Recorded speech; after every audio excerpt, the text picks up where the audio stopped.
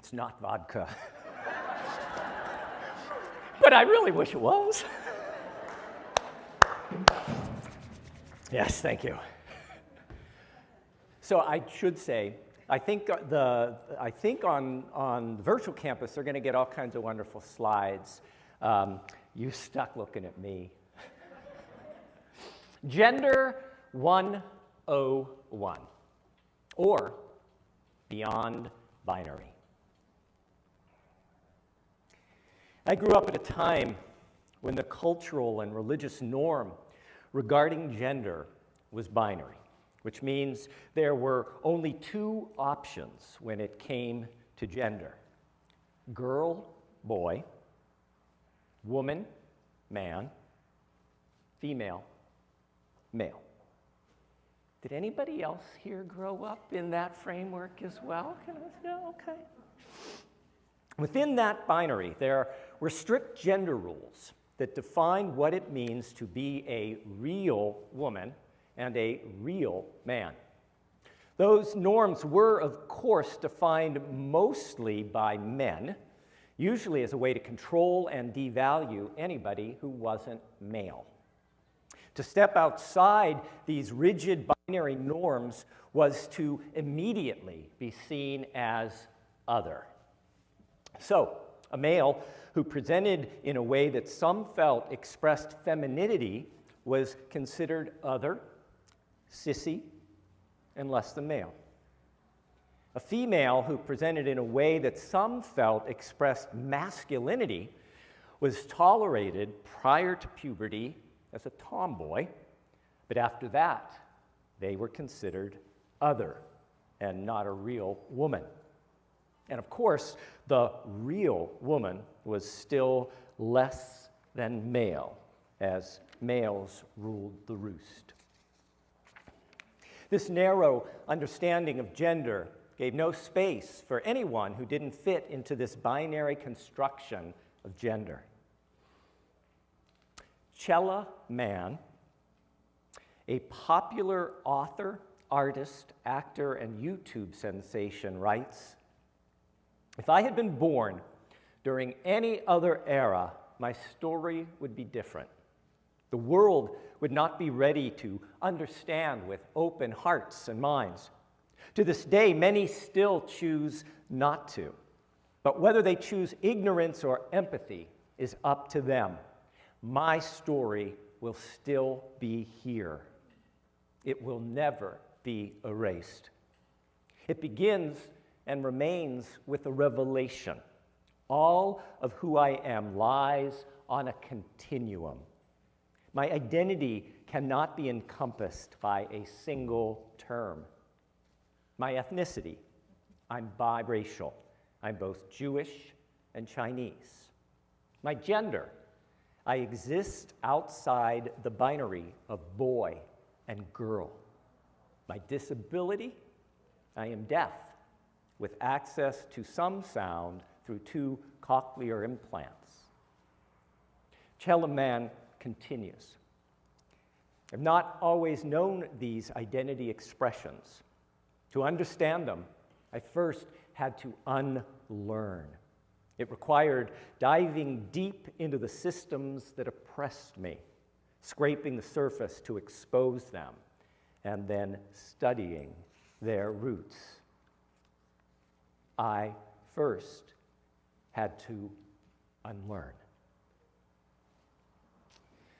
Unitarian Universalism has always been a religion that's at the forefront of gender and sexuality justice. The Universalists were the first denomination in the United States to ordain women back in the 1800s. Many denominations still refuse to do that. Unitarian Universalism was the first denomination to ordain openly gay and lesbian persons. Thank you. Many denominations still refuse to do that. We were the first to ordain openly transgender persons. Many still refuse to do that. Now, if we're honest with each other, behind all those firsts is the fact that those changes didn't happen overnight. there was a lot of fighting within congregations and within the denomination. It didn't happen easily. The learning, understanding, love, and empathy that was needed to fully include the female and then the LGBTQ community in Unitarian Universalism took time. And it did initially, as I said, create controversy. And in some small ways, it continues to create controversy. Did you know that when you voted to call me as your minister in 2015, I received 2 no votes, and 1 came from someone who was honest and said that they would never vote for a gay person to be the minister of this church. I often say that the purpose of our Unitarian Universalist religion is to expand the boundaries of our heart so we can hold more, care more, and love more. That's why our mission statement begins. La misión de la Iglesia Unitaria Universalista de Fresno es amar inclusivamente. The mission of the Unitarian Universalist Church of Fresno is to love inclusively. Could you just say that, love inclusively? Love inclusively. One more time. Love inclusively. We believe that loving inclusively is a core value of our Unitarian Universalist faith, a faith that cries out, and I love this, whoever you are, whatever you are, wherever you are in your journey, we bid you welcome.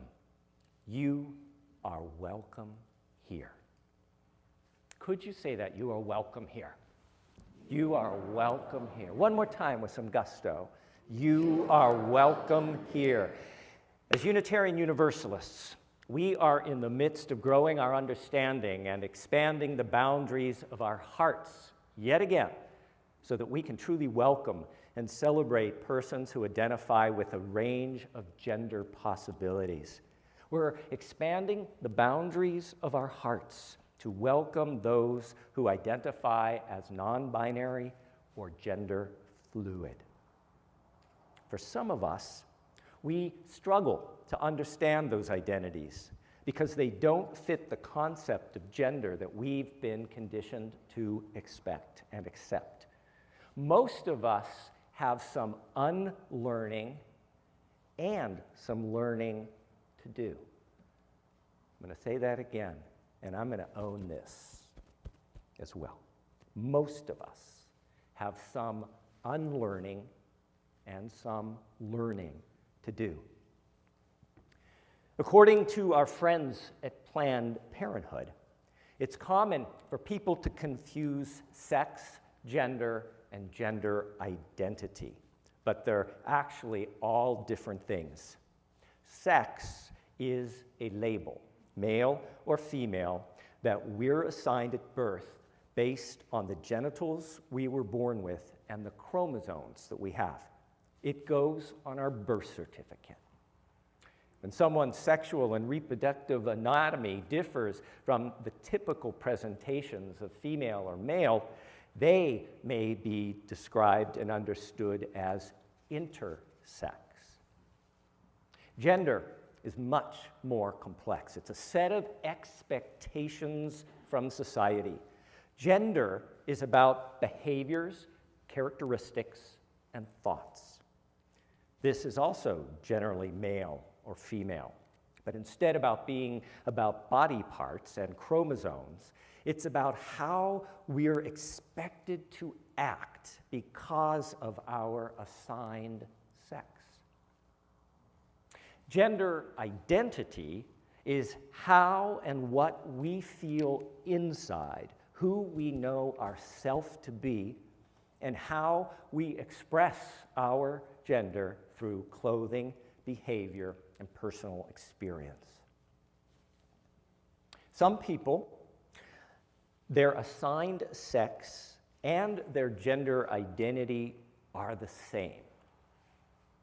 They are cisgender, based on the Latin word cis, C-I-S, meaning on the same side.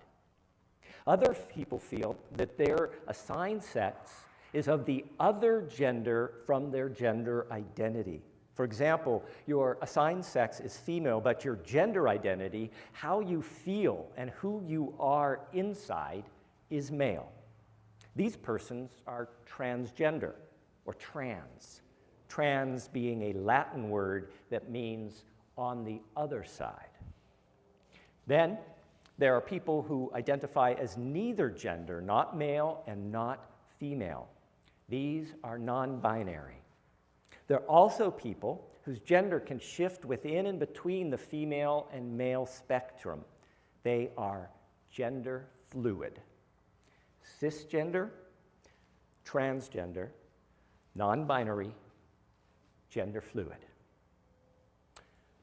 So, via a short video that on Alluvial Avenue, you will have to imagine you can see some awesome graphics.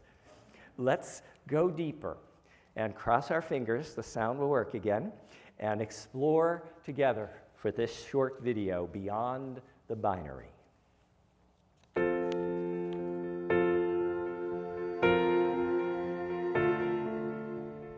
What does non-binary mean?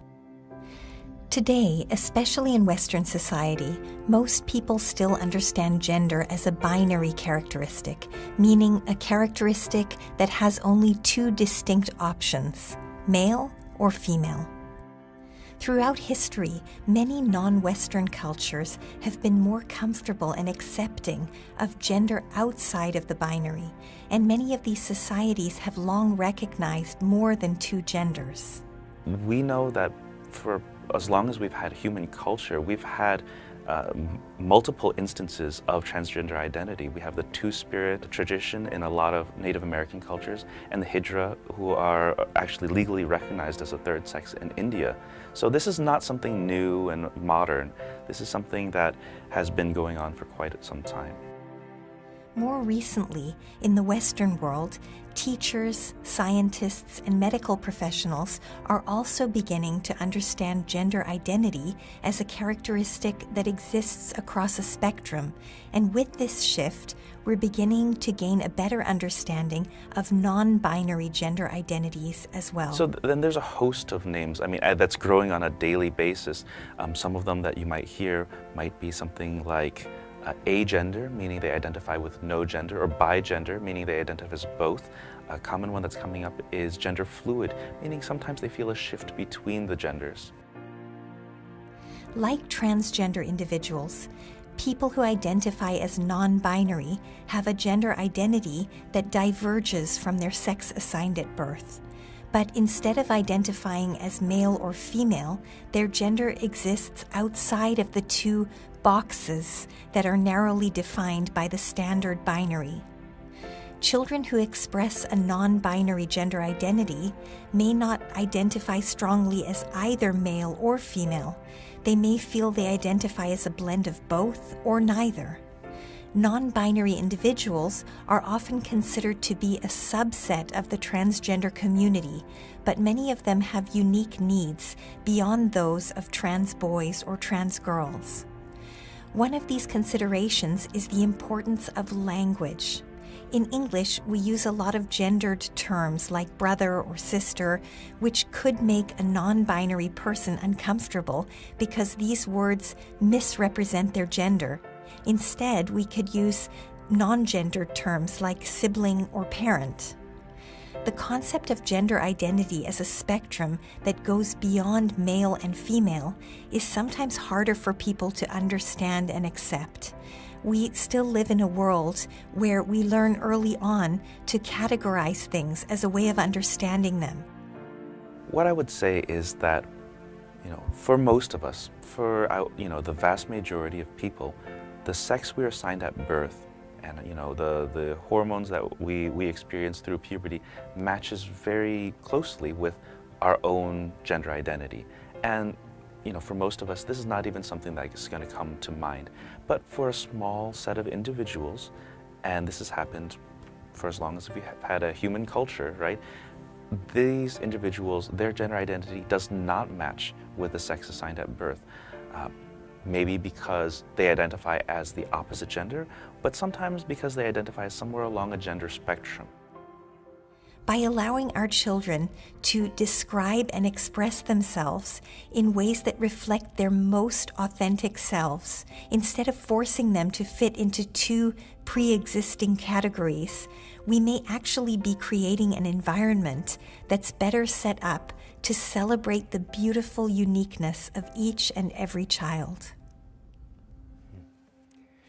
Here at the Unitarian Universalist Church of Fresno, we want to cultivate an environment that celebrates the beautiful uniqueness of each and every person.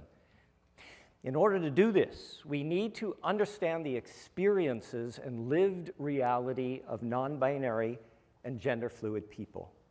We need to know we can't assume a person's gender identity just by someone's appearance. We need to remember that pronouns matter. Not everyone is she, her, hers, or he, him, his. There are those of us who prefer their, them, theirs, or prefer that we use only their name instead of pronouns. For instance, if Sydney was non-binary or gender fluid, instead of saying, "Sydney is awesome, I love when she is a worship associate," we might say, "Sydney is awesome, I love when they are a worship associate." Or, "Sydney is awesome." Sydney is awesome, isn't she?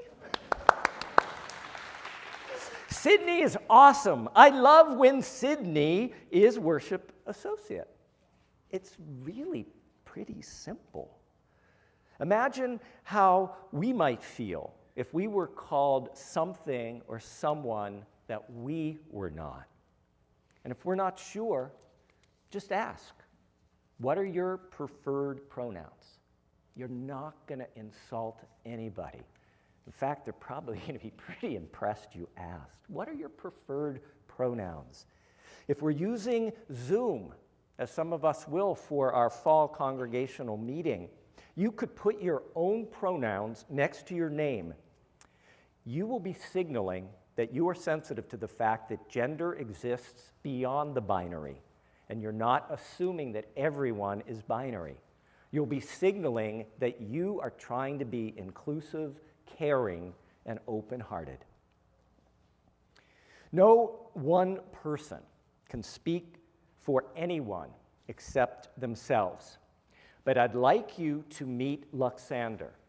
Online, you will meet Luxander in voice and body here at Alluvial Ave. Just picture this awesome young person who is so comfortable in their identity, comfortable in their own skin, comfortable in whom they know themselves to be. Luxander invites us to better understand their life beyond the binary.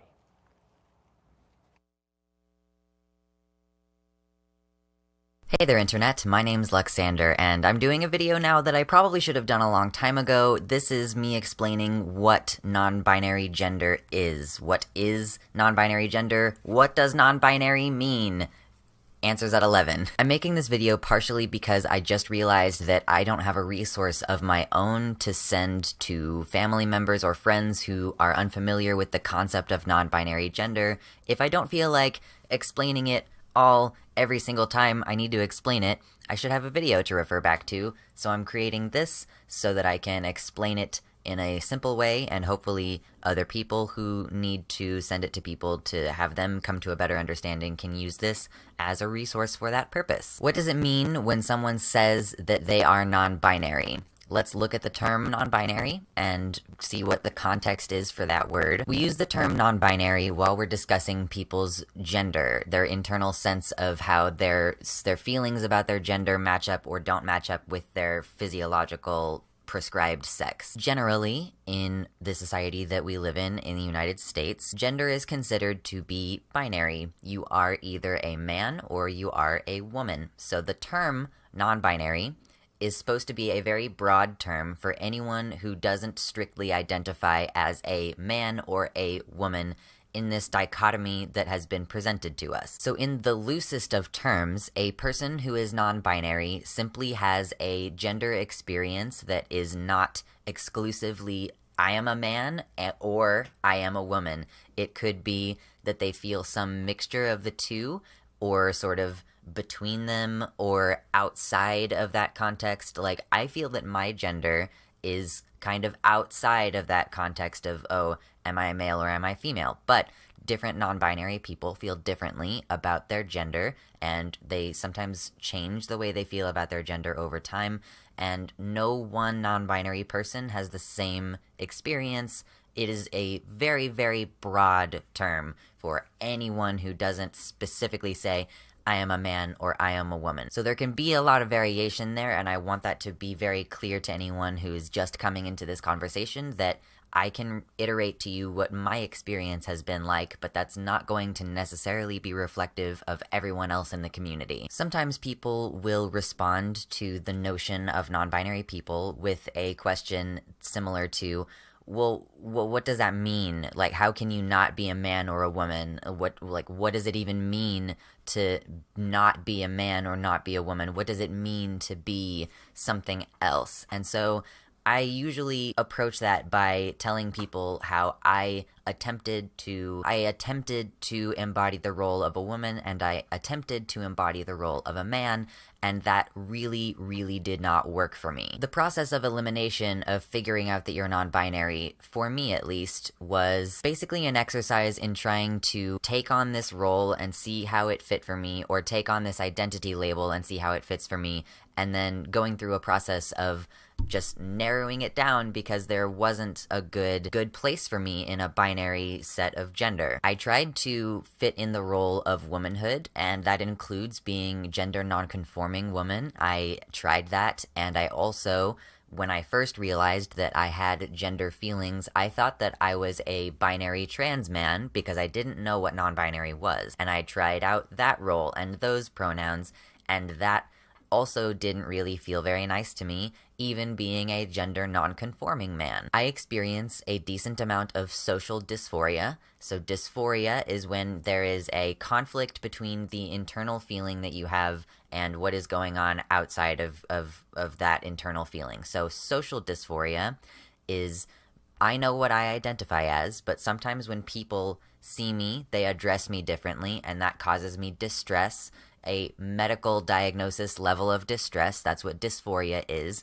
It's medically so much distress that it impedes your ability to function. Social dysphoria is sort of paired up with body dysphoria, which I'm not really going to dive into too deeply right now. Body dysphoria is when you have the internal sensation in your brain of what your gender should be like, and then your body is somehow conflicting with that. So perhaps someone who is born with one set of genitalia feels that that is very uncomfortable for them, and they should, in their mind, have a separate set. There is a brain-body map that is not coinciding, and so that's what body dysphoria is. Social dysphoria is when you have people addressing you a certain way. Part of the thing that helps me be secure in knowing that I'm non-binary is the discomfort that I experience when people gender me as either male or female. When someone says sir, or when they say ma'am, these both are uncomfortable for me in various levels. And when people use the pronouns she or he, those also cause me a decent amount of discomfort. And so I go by the pronouns they, them. Or if you're feeling adventurous, you can try out the Spivak pronouns am, er. I actually like those a lot better. Not getting into that too deeply right now. Also, I find that attempting to inhabit a role as male or female, or as man or woman in the current way that we understand it, even with the allowances for gender nonconformity, those things really do not work for me. They cause me discomfort, they cause me pain.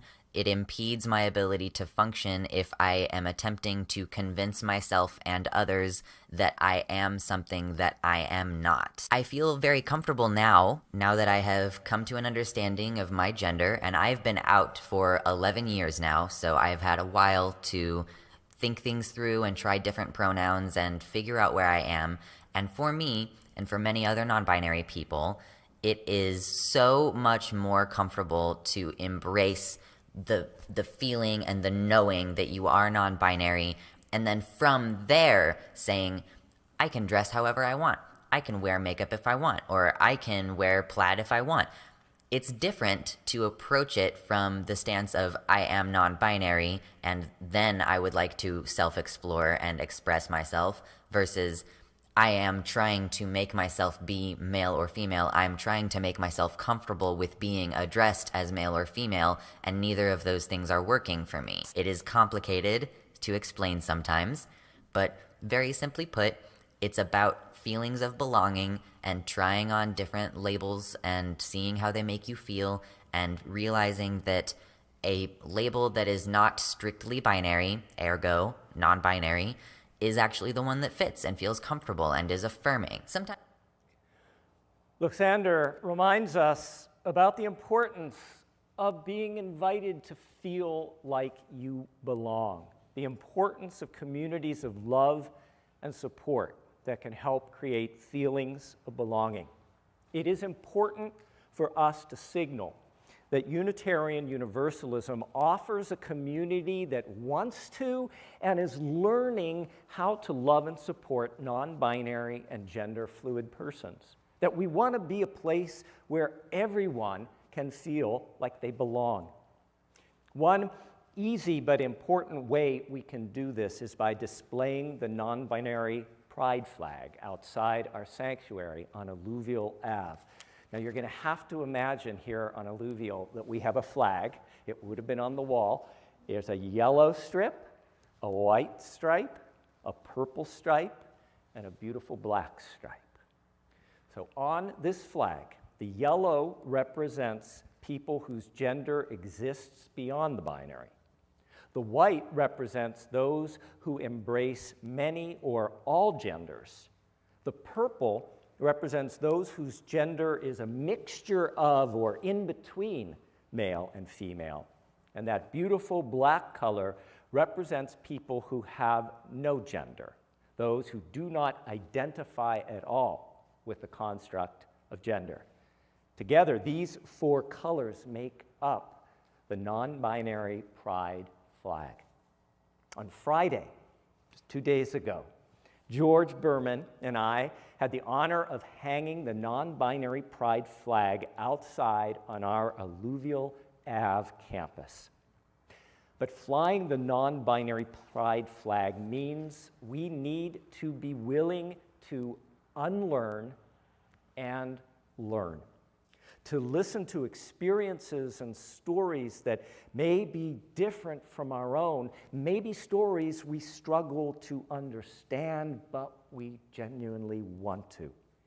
We must be willing to keep expanding the boundaries of our hearts so we can hold more and care more and love more, because that is who we are called to be as Unitarian Universalists. I hope that is who we will choose to be. Así sea, bendito sea. May it be so, blessed be. Amen.